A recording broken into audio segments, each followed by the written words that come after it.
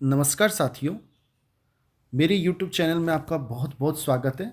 साथियों, आज की इस वीडियो में हम जानेंगे कि किसी भी प्राइवेट स्कूल का भौतिक सत्यापन अधिकांश लेक्चर टीचर्स की लगी हुई है ड्यूटी। तो हमें वहाँ जाके क्या करना है, किन बातों का विशेष ध्यान रखना है। तो ये वीडियो उन साथियों के लिए जिनकी ड्यूटी पहली बार लगी है, उनके लिए बहुत ही फ़ायदेमंद हो सकती है। पुराने साथी जो कई बार आरटी का प्रशिक्षण कर चुके हैं, उनकी तो कोई बात नहीं, लेकिन नए साथियों के लिए ये फ़ायदेमंद निश्चित रूप से हो सकती है। हमें किन बातों का थोड़ा ध्यान रखना है, वो सब इस वीडियो में आपको हम बताएंगे। आप ध्यान से सुने।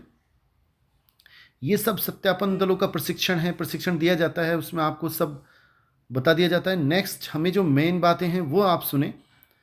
देखो, ये विद्यालयों का भौतिक सत्यापन जो करना है उसकी दिनांक है। एक तो सबसे पहले में याद रखना है 5 नवंबर, 5/11/2025 इसकी लास्ट डेट है भौतिक सत्यापन की, यानी कि इस डेट तक हमें भौतिक सत्यापन कर लेना है।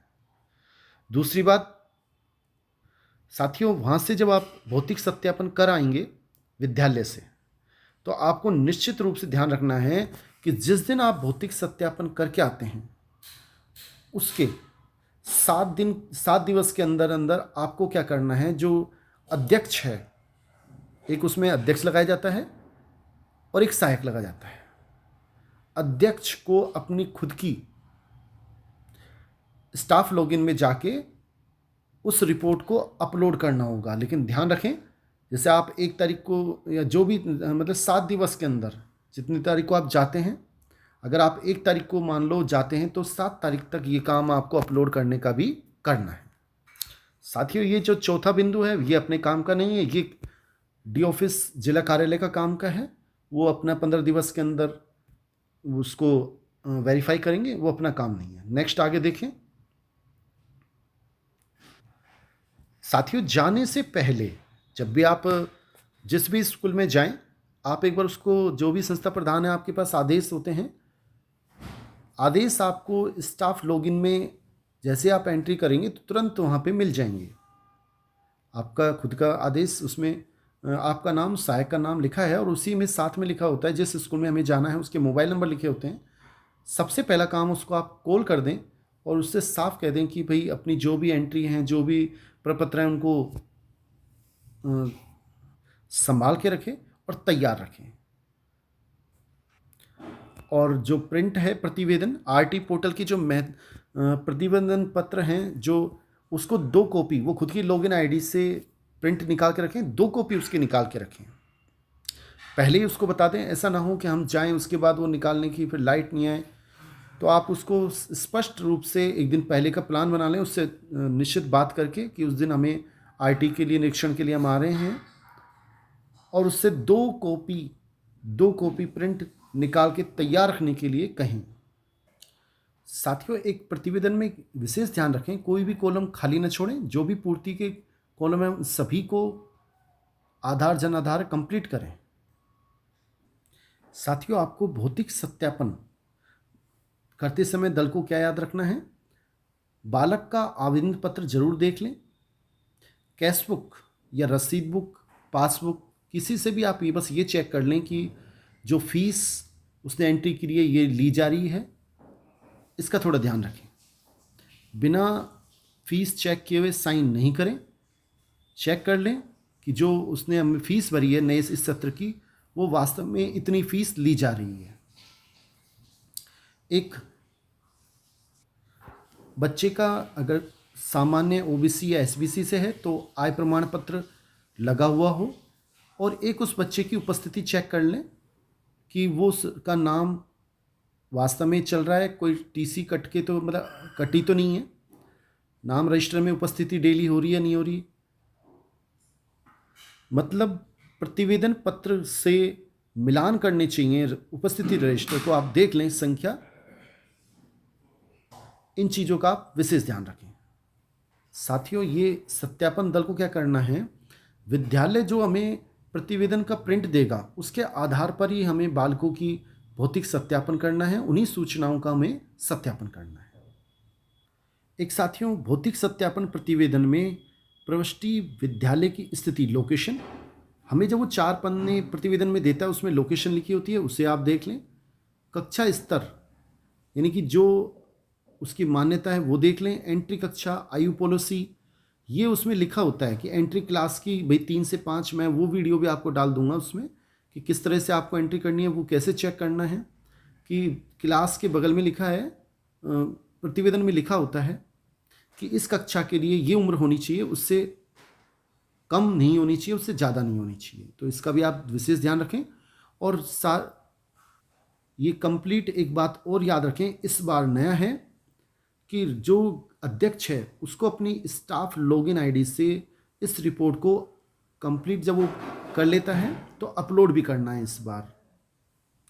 साथियों, अगर प्रतिवेदन में आपको कोई लगता है कि कोई सूचना गलत है तो उसको आप पेन से गोला करके उस पर सही सूचना अंकित कर दें। लेकिन ध्यान ये रखें कि दोनों ही 2 प्रति होती हैं, एक हमें संस्था प्रधान को देनी है और उसकी रिसिप्ट भी लेनी है कि एक प्रति उसने प्राप्त कर ली है। और ये जो हम सही कर रहे हैं गोला करके, वो दोनों ही प्रतियों में सही कर लें। ऐसा ना हो एक प्रति में हम सही करें, एक में नहीं करें, दोनों में करनी है। साथियों, एक विशेष ध्यान रखें, जो नए साथी हैं, पुराने साथियों को तो पता है कि कोई भी हम कभी भी हम चेक कर सकते हैं। भौतिक सत्यापन दल द्वारा विद्यालय से किसी भी दस्तावेज की छाया प्रति हम नहीं मांगेंगे और न ही हम प्रतिवेदन के साथ लगाएंगे। हम उसे चेक कर सकते हैं, बाकी उससे मांगना मतलब केवल चेक करने के लिए मांगे, प्रतिवेदन के साथ कुछ नहीं लगाना है। और जो भी आप उसको चेक करते हैं लघु हस्ताक्षर कर सकते हैं, करने चाहिए, और एक दिनांक डाल दें, जिस दिन आप गए हैं उस दिन की दिनांक डल जाएगी। साथियों, इसका विशेष ध्यान रखें, प्रतिवेदन के प्रत्येक पृष्ठ पर साइन होनी चाहिए। प्रभारी और अध्यक्ष मतलब जो साइन है वो प्रत्येक पृष्ठ पे होंगे, वो लिखा आएगा भी, आगे आप देखेंगे, मैंने एडवांस में बता दिया। अब इसमें आगे कह रहा है 6.11, सत्यापन प्रक्रिया पूर्ण होने पर सत्यापन दल के अध्यक्ष को हमें एक प्रति उसको देंगे, उस पर जो प्रति देंगे और एक प्रति हमारे पास रखेंगे, उस पर लिख लेंगे कि एक प्रति मैंने प्राप्त की, और यहाँ संस्था प्रधान के साइन भी करवा लेंगे, यानी कि रिसिप्ट लेंगे। और ये जो दूसरी है, इस फाइल को हम दूसरी प्रति है, इसको एक अपनी खुद की, अभी आपको बार बार बताया, स्टाफ आईडी से अपलोड भी करनी है और इसे डीओ कार्यालय में भी जमा करानी होगी। और ये अपलोड कब करनी है? जिस दिन आप निरीक्षण करते हैं उसके 7 दिवस के अंदर, अगर 1 तारीख को जाते हैं तो 7 तारीख तक आपको ये अपलोड कर देनी है। साथियों, अगर कोई बच्चा अपात्र है तो उसका कोड लिखना है कि वो किस कारण से अपात्र है। कोड प्रतिवेदन में लिखे होते हैं, उसको आप देख लें। एक जो हमारी प्रवेशित कक्षा है उसमें रेशो जो हमारे बच्चे हैं आरटी के, वो उनका अनुपात 25:25%, 75% जरूर रहे। मतलब कि अगर 1:3 का, अगर प्रवेशित जैसे आरटी के बच्चे हमारे पास 3 हैं तो उनका 3 गुना 3 9 बच्चे नॉन आरटी के होने चाहिए, 9 से ज़्यादा होने चाहिए। इसका ध्यान रखें, 3 गुना बच्चे नॉन आरटी के होने चाहिए। जैसे 25 आरटी के हैं तो उसका 3 गुना 25 या 75 बच्चे नॉन आरटी के होने चाहिए या उससे अधिक। आरटी का जो बच्चा है उसका आय प्रमाण पत्र अवश्य देख लें कि संलग्न है या नहीं। साथियों, ये जो आय प्रमाण पत्र हैं ये नए होने चाहिए। पूर्व छात्रों के भी नए आय प्रमाण पत्र लगे हों। साथियों, कैश बुक, रसीद बुक या किसी भी जो इसके माध्यम से आप ये जरूर चेक कर लें कि जो नॉन आरटी के बच्चे हैं उनसे फीस कितनी ली जा रही है, वो ही एंट्री प्रतिवेदन पत्र में की गई है। साथियों, ये जांच जरूर कर लें जो आरटी का बच्चा है वो दुर्बल वर्ग का हो, आय प्रमाण पत्र के आधार पर असुविधाग्रस्त हो और प्रवेश कैचमेंट एरिया का निवासी हो, उसी एरिया का हो। प्रवेश के लिए उसकी आयु जो प्रतिवेदन पत्र में दे रखी है उसी का मतलब नियम का फॉलो करता हो, उससे कम आयु नहीं होनी चाहिए, उससे ज़्यादा नहीं होनी चाहिए। साथियों देखो, इसमें नीले पेन से अंडरलाइन कर रखा है, सत्यापन रिपोर्ट के प्रत्येक पृष्ठ पर सत्यापन दल सदस्यों के हस्ताक्षर अनिवार्य हैं, यानी हमें हस्ताक्षर प्रत्येक पृष्ठ पे करना है, दोनों को, अध्यक्ष को भी और सहायक को भी।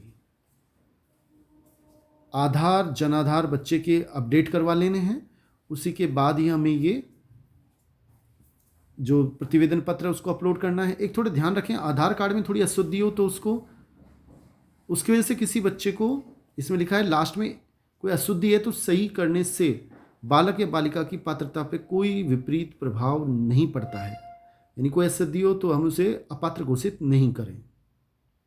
बहुत बहुत धन्यवाद साथियों। अगर आपको सूचनाएं अच्छी लगी हों तो लाइक ज़रूर करें। थैंक्स।